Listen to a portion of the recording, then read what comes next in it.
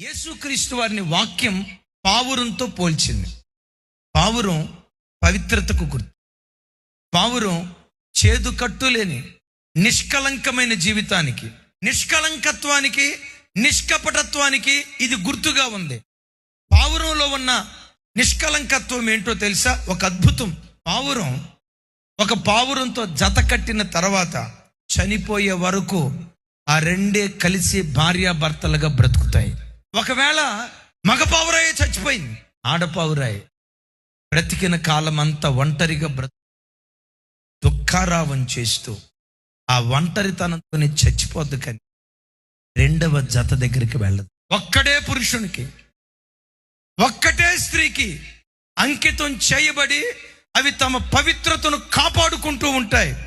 దైవజనమా, ఒకసారి నా వైపు చూడండి. ఏదైనా తోటలో దేవుడు ఆదామును కలుగు చేసినప్పుడు కూడా ఆదాము ప్రక్కలో నుంచి ఎముకను తీయబడిన ఎముకలో నుండి ఎంతమంది అవ్వములను దేవుడు కలుగు చేశాడు? ఒక్క అవ్వమనే కలుగు చేశాడు కదా.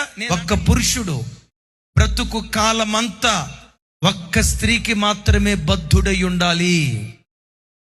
బహుభార్యాతత్వాన్ని దేవుడు అంగీకరించలేదు.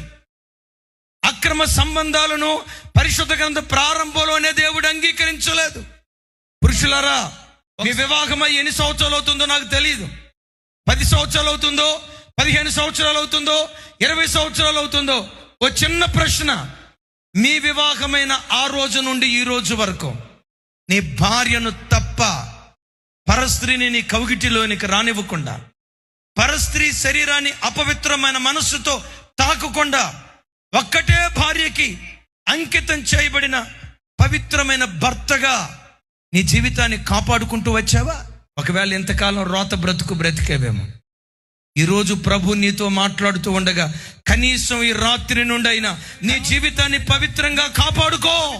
పావురం లాంటి పవిత్రమైన జీవితం చేసేవాళ్ళే పరలోక రాజ్యాన్ని చేరుకోగలుగుతారు. పాపులు దేవుని న్యాయ సభలో నిలవలేరు. ఏదేను తోటలో బయలుపరచబడిన దేవుని నీతి, ఒక్క పురుషుడు బ్రతుకు కాలమంతా ఒక్క స్త్రీకి బద్ధుడై ఉండాలి. పాపంతో సువార్త కోటానికి నువ్వు రావచ్చు, పాపంతో ఆదివారం మందిరంలో ప్రవేశించవచ్చు, పాపంతో పరలోకంలో ప్రవేశించలేవు సుమి. దేవుని రాజ్యంలో ప్రవేశించలేం. దేవుని రాజ్యంలో ప్రవేశించాలంటే లేఖనాల్లో ఒక మాట రాయబడి ఉంది కదా, పరిశుద్ధత లేకుండా ఎవ్వడు ప్రభుని చూడలేడు.